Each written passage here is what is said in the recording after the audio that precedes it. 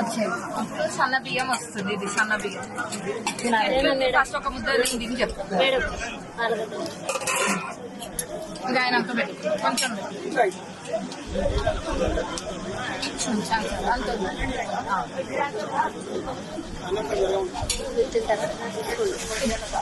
సన్న బియ్యము నేను తిన్నా ఒకప్పుడు. మీరు కూడా తినండి. నిన్న మన వండుకొని ఉంటారు కదా, అదే మొన్ననే ఇచ్చింది.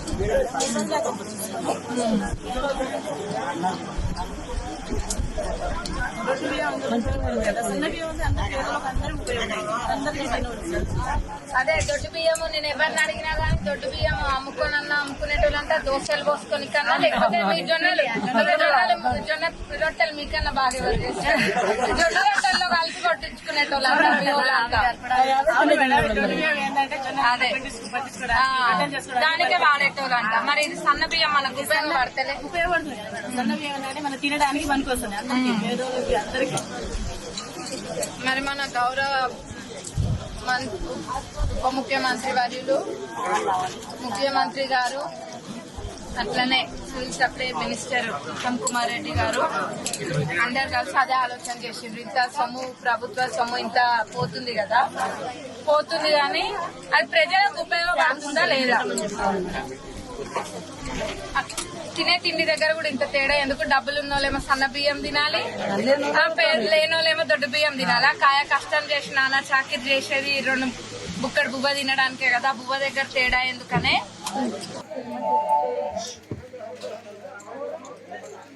ఇప్పుడు అమ్ముకుంటారా?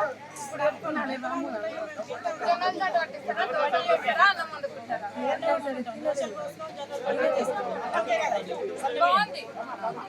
కదా అదే టేస్ట్ బాగుంది. మీకు ఏమనిపిస్తుంది?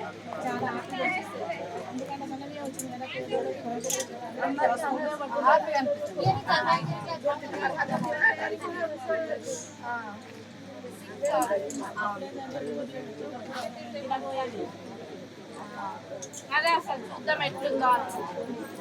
నేను చూసిన రేషన్ షాపులలో పంచేటప్పుడు నేను 6 మండలాలు అన్ని మండలాలకు పోయినా, ఒక్కొక్క దగ్గర చూసిన మంచిగా అనిపించింది. వండితే ఎట్లుంటుందో చూద్దాం ఒకసారి అని.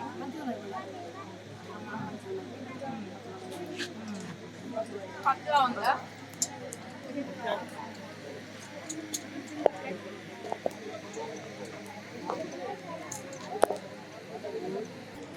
ఎవరే పార్టీ అని కాదు, ఖచ్చితంగా ప్రభుత్వం అర్హులైన వాళ్ళకి చూసి based on qualification madam, based on qualification, based on qualification ని బేస్ చేసుకొని ఇరుతాము, ఇన్కమ్ ని బేస్ చేసుకొని. this hana